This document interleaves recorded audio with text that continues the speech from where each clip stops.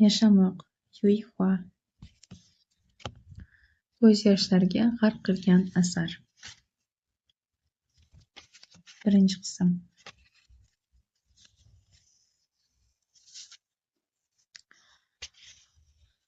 Hozirgidan 10 yosh navqiron edim.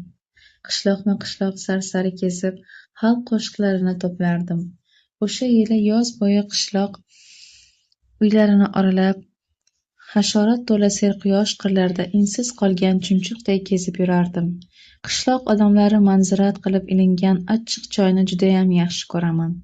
Ayniqsa dalaning etagida, daraxtning ostiga choy chelakni qo'yishadi-ku. Ha, ana o'shandan o'ylanib ham o'tirmay, choy yiqi qotib qolgan cho'michni to'ldirib ichib olasan. Xohlasang idishingga ham quyib olishing mumkin. Yo'l-yo'lakay dalada javlon urayotgan odamlar bilan ikki og'iz gaplashgan bo'lasan. Qishloq qizlarining o'zaro shivir-shiviri va kulgulari quloqqa chalinadi. O'sha zayil yo'lingda davom etasan. Bir kuni tushdan keyingi butun vaqtimni qovun dalasida qo'riqchilik qilayotgan qariya bilan suhbatlashib o'tkazdim. O'lay agar umrim bino bo'lib, bu qadar ko'p qovun yemagan edim. O'rnimdan turib xayrlashishga chog'lanar ekanman. Qarasam qornim homilador ayollarnikidek shishib, bir qadam ham tashlay olmaydigan holga kelib qolibman. Bir safar keksa ayolning uyiga bo'sag'asida tin oldim. U somondan kovush to'qish asnosida menga qo'shiq kuylab berdi. Namozga salqini tushgan damlarda qishloq uylarining poyida o'tirishni xush ko'rardim.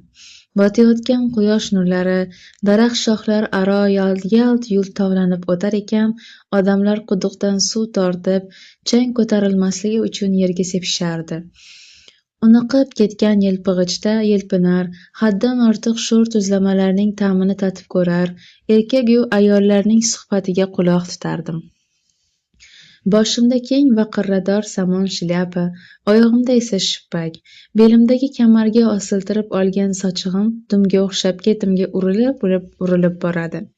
Kun bo'yi og'zimni g'orday ochib esnar, dala yo'llari bo'ylab tentirardim. Shippagim shipillab ovoz chiqarar, xuddi hozirgina yuk mashinasi o'tib ketgandek ortimdan chang ko'tarilib qolardi. Shunchalar ko'p kezganimdan oxir-oqibat qaysi qishloqqa borib, qay biriga bormaganimni adashtirib qo'yadigan bo'ldim. Bir qishloqqa kirib borsam, bolalarning "Ana, esnoqi odam kelyapti" deb chug'urlashlarini eshitib qolardim. Shunday qilib, qishloqlar g'amgin qo'shiqlar kuylab, hikoyalar aytib beruvchi kishi qaytib kelganini bilishardi. Aslida o'sha hikoya va qo'shiqlarni o'zlaridan eshitganman. Ularga nima yoqsa, men ham shuni darrov o'rganib, yoqtirib qolardim. Bir kuni yuz-ko'zi ko'karib, momataloq bo'lib ketgan, dalaning bir chetida o'tirib yig'layotgan qariya duch kelib qoldim. Ahvoliga achindim. Yoniga yaqinlashayotganimni ko'rgach, ho'ngrab yig'lay boshladi. Hol so'ragan bo'ldim. Jahllanib, pochchasidagi loyni tirnoqlari bilan qirib olar ekan, uni bu ko'yga solgan odam o'zining noqobil farzandi ekanini aytib qoldi. Sababini so'raganimda esa bir nimalar deb g'o'ldiradi. Tushunishim bo'yicha, bu qariya o'z keliniga tegajog'lik qilgandi. Yig'im-terim payti bir kuni tushdan keyin ulkan darvozasi lang ochiq turgan uyga kirib, ichishga suv so'radim. Kalta pochcha shim kiyib olgan bir odam meni quduqning yoniga boshladi. Faromush holda bir chelak suv tortib berdi. Keyin esa ichkariga sichqonday pildirab kirib ketdi. Eshitadigan xalq qo'shiqlarim kabi tez-tez uchrab turadigan bunday holatlar men uchun hayratlanarli emas. Chor tarafda yastanib yotgan yam-yashil dalalarga ko'z tikar ekanman, ekinlar qanday qilib bu qadar gurkirab o'sganini yanada yaxshiroq anglardim. O'sha yili yozda sal bo'lmasa bir qiz bilan boshimni bog'lab qo'yishardi. Yuzi ham, qalbi ham go'zal bu qizning bug'doyrang chehrasi hali hanuz ko'z o'ngimda. Uni ilk bor ko'rganimda poychalari shimarilgan holda soy bo'yida chim ustida o'tirardi. Qo'lidagi bambuk tayog'i bilan o'rdak kalasiga ko'z-quloq bo'layotgandi. 16-17 yoshlardagi bu qiz Tushdan keyingi jaziramada men bilan gaplashib o'tirdi. Judayam uyatchan ekan. Har ma'sumona tabassumidan so'ng boshini quyi solib olardi. Shimarilgan pochalarini asta tushirar ekan, yalang oyoqlarini o't-o'lanlar orasiga yashirishga urinardi. O'sha kuni chakagim tinmadi. Nima qilib bo'lsa ham uni sayrga olib chiqish haqidagi uydirmalarim bilan qizning boshini rosa aylantirdim. Avvaliga hayajonim ancha kuchli edi. Gaplarim ham samimiy chiqayotgandi.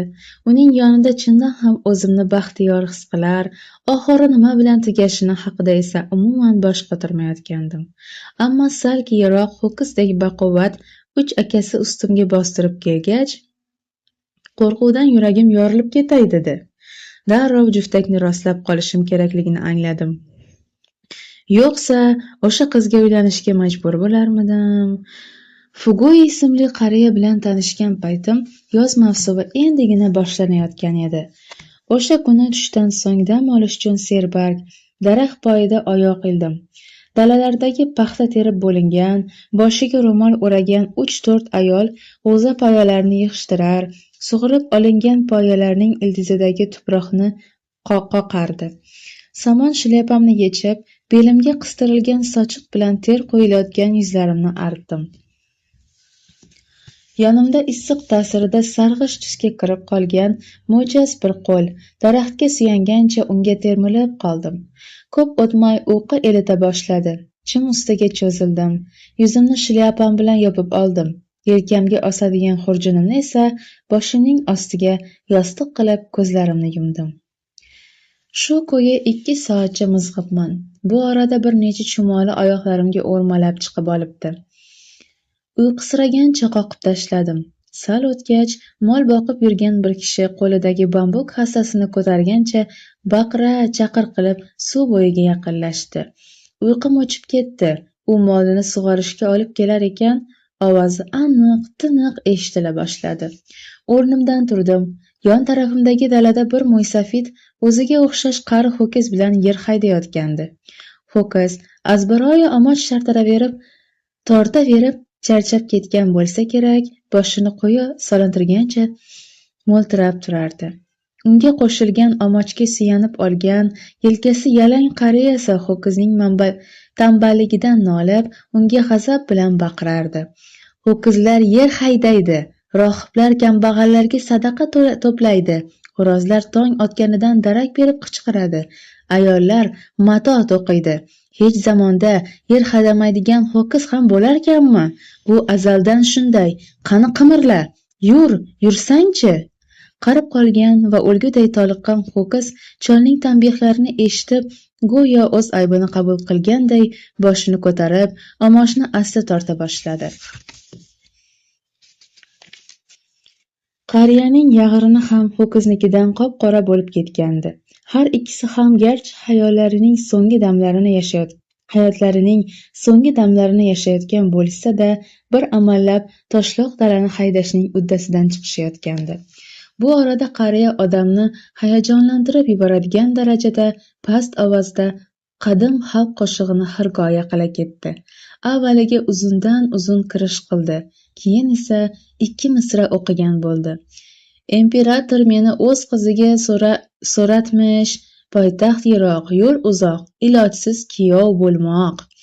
Yo'l olis bo'lgani uchun imperatorning kuyovi bo'lishni istamayotganmish. Qariyaning o'ziga bu qadar yuqori baho berishi kulgimni qistatdi. Ho'kiz tag'in sekinlab qolgandi. Chol yana baqira ketdi. Erchi! Xitoycha ismlarning berilishida standartlashtirilgan transkripsiya asos qilib olindi. Shu bois ular asl talaffuzi yozilishidan farq qilishi mumkin. Erchi, Yuchin, qani, to'xtash yo'q. Qara Jiyashin va Xinxia qanday yaxshi haydayapti yerni. Hatto Kugen ham buni uddalayapti. Bir bosh ho'kizga shunchalar ham ko'p ism qo'yiladimi? Qiziqib dala oraladim. Qariyaga yaqinlashgach, bu ho'kizning nechta laqabi bor o'zi, dedim. Chol omochga suyangancha qaddini rostlab, menga boshdan oyoq sin solib qaradi. Sen shaharliksan, shundaymi? Ha, deya bosh irg'adim. Qariya ishonch bilan bir qarashdayoq sezgandim o'zi, dedi. Xo'sh, Bu ho'kizning nechta laqabi bor? Savolimni takrorladim. Qariya bu